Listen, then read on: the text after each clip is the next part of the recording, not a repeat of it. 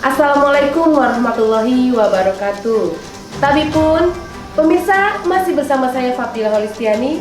Saat ini Anda sedang menyaksikan Booming Lampung TV yang selalu menyajikan berita terkini, aktual, berimbang, dan terpercaya. Berikut berita kami hari ini. Tidak dapat membayar rumah sakit, Irhas harapkan bantuan pemerintah. Muhammad Arbian Saputra, anak laki-laki berumur 5 tahun, anak dari Irhas Muhammad 38 tahun, dan Novita Putri Lestari 30 tahun, yang tinggal di Pekon Banding Agung, Kecamatan Talang Padang, Kabupaten Tanggamus, terkena penyakit demam berdarah yang hampir saja merenggut nyawanya, andai tidak segera ditangani. Ketika dijumpai, Irhas menjelaskan. Pasien Albian ya. Bisa cerita Mbak kronologisnya adik kita ini gimana? Ya, pertama itu kan siang kan main-main tuh dia minum es itu kalau nggak salah ya ingetnya.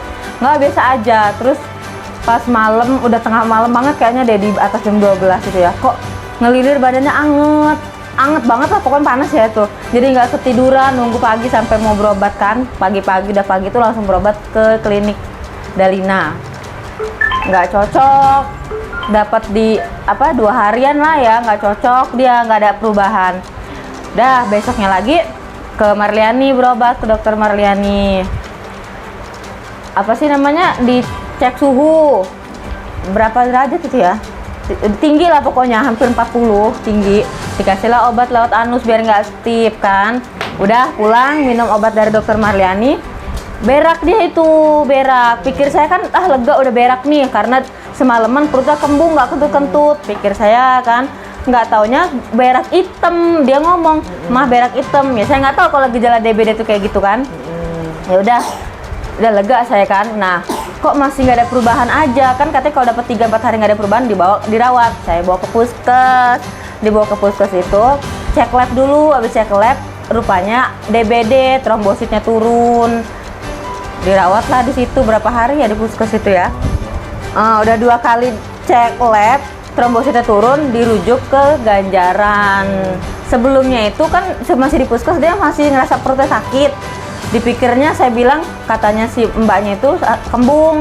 Saya iya aja karena mikir kan di situ nggak pakai AC ruangannya kan, pakai kipas tower itu. Pikir saya iya kali ya kembung karena kipas angin. Saya iya aja pikirnya ya kan. Dah ngeluh di situ dia rasa sakit di puskes itu. Nah, barang cek lab lagi besoknya trombositnya turun, malah drastis turun. Dirujuklah ke Ganjaran. Dilalanya ke Ganjaran tuh kalau nggak salah hari Minggu. Itu kan dokter nggak ada. Jadi dia ini selama di Ganjaran ini nggak ditanganin dokter ini anak, dokter jaga aja. Telatnya di situ Bu, dia telat penanganan aja. Berapa hari ya di Prengsel tuh? 2 malam juga. Nah, dapat besoknya ini. Dia ini kayak kritis banget Bu, perutnya itu kan, kok ngegede. Udah tuh sampai meki-meki malam-malam. Sampai meki-meki, sampai lama lah Bu, sampai meki-meki. Gitu. Dari dinas sosial bicara begitu. Kalau ini bukan dana, kan saya datang, Pak, saya mau buat ini Pak, karena kebijakan rumah sakit hanya ini. Supaya anak saya keluar, ada contohnya Bu di situ Bu. Oh, ini bukan ranah kami katanya. Kalau ini masalah dinas kesehatan, saya datang dinas kesehatan bicara gitu. Kalau di Kabupaten Tanggamus kita ini tidak ada dana gitu buat bicara iuran seperti di tulang bawang gitu. Karena contoh surat yang dikeluarkan dokter itu kan tulang bawang Bu. Kita upayain ya, nanti saya juga konfirmasi insya Allah ke dinas. Kalau mau udah pernah datang ke sana, kapan tuh datang? Hari Jumat Bu. Ya. Hari Jumat kemarin. Ke dinas sosial dulu, Ya. Awalnya ke dinas sosial apa dari kelurahan dulu? Dinas sosial dulu. Kelurahan pengantar udah semua Bu. Oh ya, Kelurahan udah, kecamatan sudah. Udah. Terus ke sana kami ke dinas sosial. Dinas sosial ngomong itu bukan ranah kami katanya. Oh iya. Akhirnya ke dinas kesehatan, masuk kantornya itu kami Bu. Di situ pokoknya di kantornya ada karyawan-karyawan lainnya itu Bu. Tapi yang bicara cuma yang laki-laki itu Bu. Kalau menurut saya kalau nggak itu kepalanya, kalau nggak wakilnya. Cuma namanya nggak tahu lah. Cuman ya ada penjelasan gitu. Ya. Dan malah pihak dinas kesehatan menyalahkan saya. Kenapa saya tanda tangan aja? Ya itulah komitmen dari tanda tangan kamu katanya. Kamu tanda tangan kan pasti membaca. Kamu main tanda tangan aja berarti ya udah itu kami nggak bisa apa-apa. Kenapa ditandatangani waktu itu? Ya karena saya kalau saya kan membandingkan sama kondisi anak Bu. Udah kritis, Ya kan? udah kritis gitu. Tiap dokter ngomong 40% kemungkinan untuk hidup. Saya sebagai orang tua ya, apapun saya lakuin lah Bu, jangan kan tanda tangan Bu. Kaki saya kasih pun saya kasih kan gitu Bu. Sebagai orang tua, ya udah apa kan? Ini anak selamat dulu gitu. Karena saya nggak tanda tangan itu nggak ditindak sama pihak dokter Iya. gitu Bu. Udah kritis banget Bu, udah kayak nggak sadar gitu, udah kayak antar sadar dan enggak gitu. Minumin air sesendok aja kayak orang kelelep gitu Bu. Melihat kondisi anaknya, Irhas segera mengambil tindakan untuk membawa anaknya ke rumah sakit. Dan tanpa berpikir panjang, dirinya langsung saja menandatangani persetujuan biaya administrasi yang disodorkan pihak rumah sakit. Meskipun biayanya tidak murah hingga berkisar 26 juta. Selesainya penanganan dokter, baru terpikir oleh Irhas bahwa dirinya tidak memiliki uang sebanyak itu, hingga ia harus pinjam ke semua kerabat terdekat.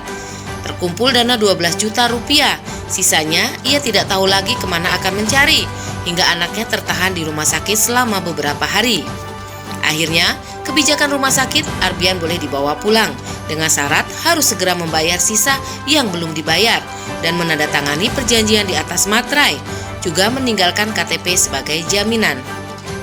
Ia pun mengatakan bahwa sudah berupaya untuk membuat BPJS Kesehatan di kelurahan, namun belum dapat diproses dengan alasan tidak adanya kuota. Selanjutnya, ia pun bahkan telah berupaya untuk menandatangani atau mendatangi Dinas Sosial Kabupaten Tanggamus dengan menunjukkan rujukan dari dokter mengenai pembiayaan yang belum lunas dan memohon bantuan kepada Dinas Sosial. Namun dirinya diarahkan untuk menemui Dinas Kesehatan.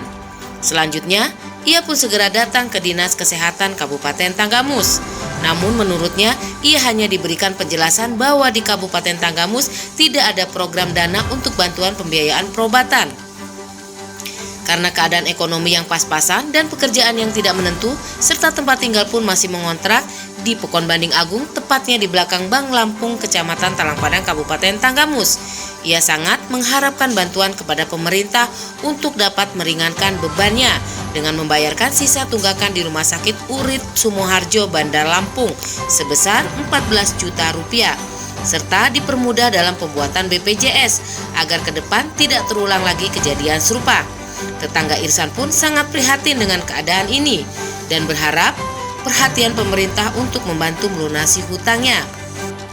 Untuk sekarang sih keadaannya sudah baik. Kalau untuk kerjanya sih sekarang ini serabutan, Mbak. Ya, untuk menurut saya sih kalau untuk sekarang bisa dibilang kurang mampu sih, Mbak. Kerjaan mereka serabutan, Bu. Jadi nggak netap ya. Untuk posisi rumah untuk saat ini masih mengontrak, masih kos. Harapannya sih untuk pada pemerintah sih ya harapannya mohon dibantu lah.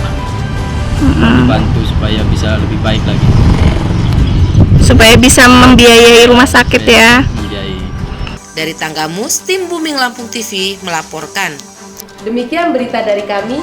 Saya Fabdila Holistiani beserta kru Booming Lampung TV undur diri. Jangan lupa share, like, comment, and subscribe. Wassalamualaikum warahmatullahi wabarakatuh.